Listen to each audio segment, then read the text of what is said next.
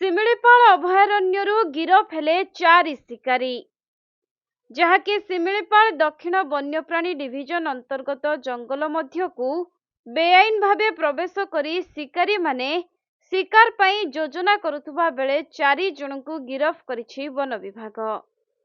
मिलिथिबा सूचना अनुसार शिमिलिपाल अभयारण्य रे लगा जाइथिबा एआई कैमेरा रे शिकारी मानकर अनुप्रवेशर दृश्य कैद होइथिला, जहाकू आधार करी शिमिलिपाल व्याघ्र सुरक्षा बल एवं वन विभागर एनफोर्समेंट टीम मिलित भावे तुरंत चढ़ाऊ करी 4 जन शिकारी को काबू करिबारे सफल होइथिले।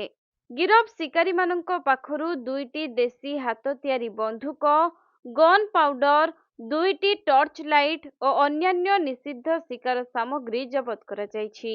सेपटे एही घटना पड़ाढिहा वन्यप्राणी रेंज रे एक मामला रुजु कराई 4 जन को कोर्ट फरवर्ड करा जाइथिबा बेले जामिनी आवेदन खारज हेबा परे अभियुक्त मानकू जेल हाजत को पठाई दिया जाइथिबा सूचना रहिछि।